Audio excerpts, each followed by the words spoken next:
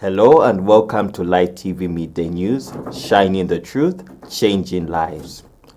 The headlines. Kawambwa Energy Projects gets 65 million United States dollar boost. Bus drivers named road safety ambassadors.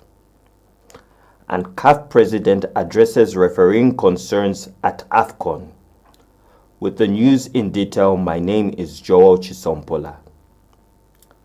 Ministry of Energy Permanent Secretary Electricity Engineer Arnold Simwava officiated the signing ceremony between Hadassah Heart Energy and Notinco International for the 65 million United States dollar Kawambwa Energy Project. The agreement covers engineering, procurement, and construction works, highlighting enhanced private sector participation. Held at Mulungushi International Conference Center, the ceremony marked a major milestone with Hadassah Heart Energy as project owners and Notinco International as the EPC contractor. Engineer Simwava emphasized that the project will strengthen electricity supply and support socio-economic development in Kawambwa and surrounding areas. The 50-megawatt power project will be supported by a 100-megawatt-hour battery energy storage system. Chairman Katambi Bulawayo described the project as a symbol of resilience, highlighting the commitment to sustainable energy development. Key stakeholders include the Energy Regulation Board, ZESCO Limited, the Rural Electrification Authority, Honorable Chikozo Makote, and the Presidential Delivery Unit. The government is moving to restore water supply in flood-hit Lundazi. Eastern Province Deputy Permanent Secretary Dr. Louis Mwape says efforts are underway to repair services disrupted by 2025 floods in December. He visited the water treatment plant and industrial borehole sites near Kanele Primary School on Friday, assuring residents that essential services will be restored quickly. Meanwhile, Lundazi District Commissioner Marjorie Banda reports 151 farmers lost crops along river banks.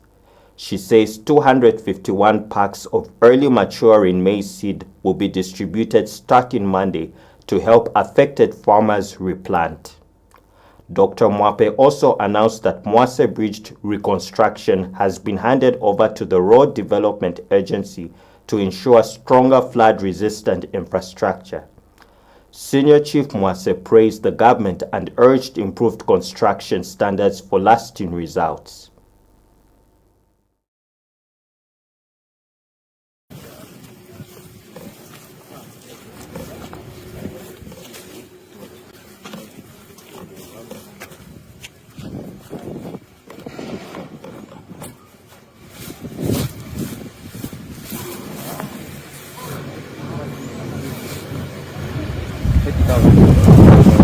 The smallest is 20,000. Okay, so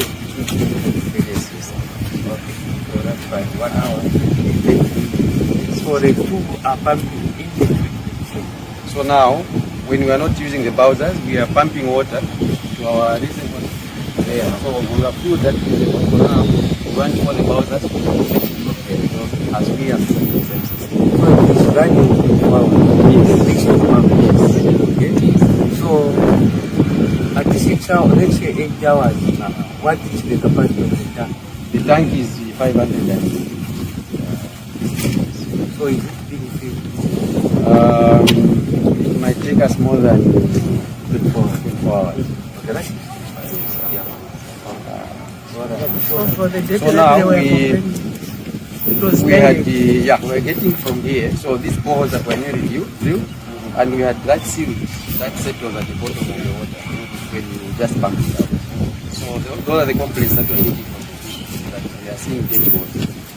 But of course it was the sealed that came with the water from the bottom, and we broke it.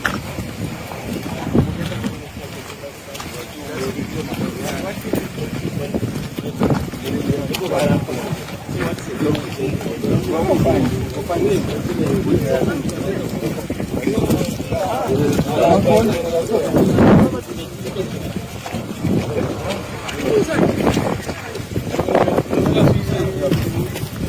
Road Transport and Safety Agency, RATSA, has appointed selected Lusaka bus drivers as road safety ambassadors, placing the responsibility of saving lives on their steering wheels, RATSA officials said.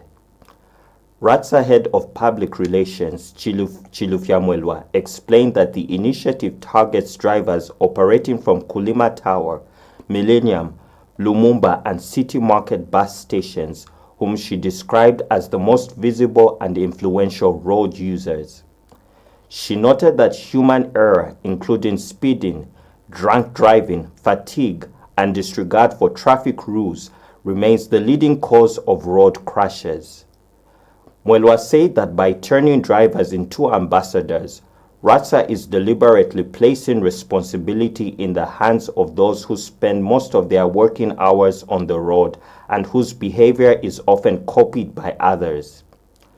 Mwelwa added that the role is not ceremonial, stressing that it demands discipline, integrity, and strict adherence to traffic laws. She said Lusaka drivers carry an even heavier responsibility due to congestion and the high number of pedestrians, and that the ambassadors are expected to lead by example, correct unsafe practices, and prioritize safety over profit to encourage better discipline across the city. Inspector General of Police, Mr. Graphel Musamba, has highlighted the importance of sustained security management in fostering investor confidence. He made the remarks during the pass-out parade for 199 Zambia Product Security Officers on January 16, 2026. The officers were trained by the Zambia Police Service in Mpongwe District, Copperbelt Province. Mr. Musamba noted that private sector security officers act as an indirect extension of the police, protecting life and property, and praised Zambia for prioritizing security training as a key pillar in safeguarding investments. In a speech read on his behalf by Commissioner of Police for Research and National Planning, Mr. Fwambo Siame, he emphasized that partnerships in security capacity building are integral to the police service mandate. Zambia Products PLC Chief Executive Officer, Ms. Faith Mukutu, represented by Executive Cropping Officer, Mr. Brave Simpuki, reaffirmed the company's commitment to safety, regulatory compliance, and collaboration with law enforcement. She urged the newly trained officers to execute their duties with integrity, professionalism, and sound judgment. Zambia Head of Security, Mr. Waite Commander, said the training will enhance operational efficiency and overall productivity. We take a break. On the other side, join me for sports and international news.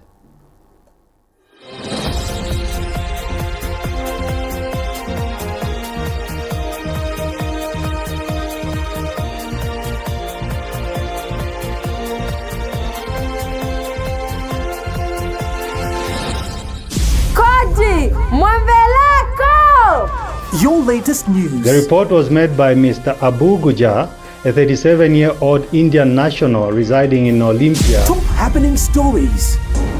SDG number 6 on water and sanitation. Community update. Zambia and the nation at large is still mourning the death of the 60th Republican president. Business news. From here, there's going to be a great multiplier effect. On the sport crossovers. Of awaiting that the body would come back. Kaji Mwambelako! And a very good race, and we as a country are very proud of the works that he has done. Kodi Mwambelako! Get in touch with our news team on the numbers on your screen. Yes, Kodi Mwambelako. We are in your face. We are closer to you. Light TV is a footway away from you. Kodi Mwambelako! Zambia's trusted TV broadcaster.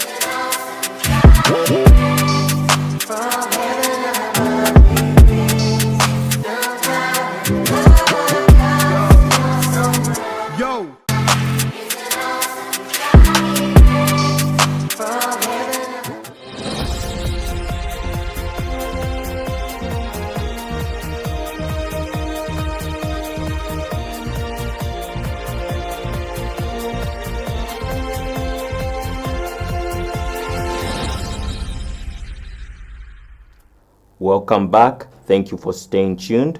We continue with the rest of the news. In sports news, Zambia Under-20 women's national team coach Florence Mwila has named a 34-member provisional squad ahead of the back-to-back FIFA World Cup third-round qualifiers against Uganda.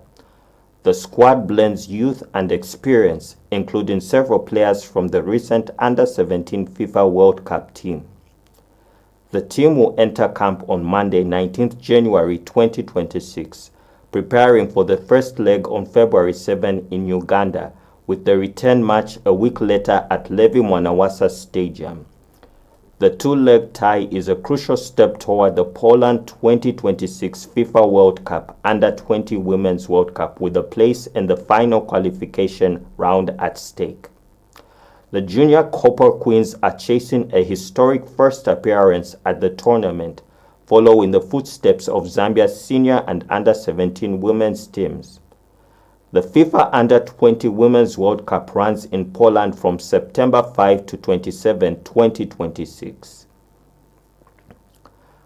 CAF President Patrice Motsepe says the Confederation is actively engaging referees, VAR operators, and match commissioners to address concerns over refereeing decisions and officiating standards at the ongoing Africa Cup of Nations.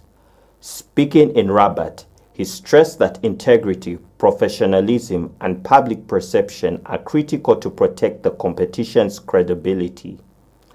Motsepe added that while referees must remain independent in applying the laws, their decisions must inspire confidence and respect.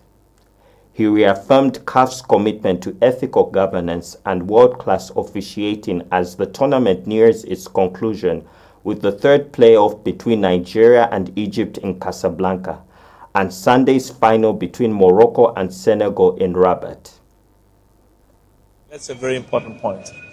And what is important is what the ordinary football supporter and the spectator thinks. So, of course, I had a meeting with all of the referees and with all of the VAR operators and the match commissioners before the competition started. And I said to them, we have to officiate you. We are proud of you. You've got to officiate every match at the highest level, with the highest degree of integrity, impartiality, independence. And also there's a recognition amongst all of us that what the ordinary supporter thinks about football is critically important. And we've got to respect that. I heard some of the supporters saying, yes, but was that not a penalty? Was that not a red card? Was that not a goal? Or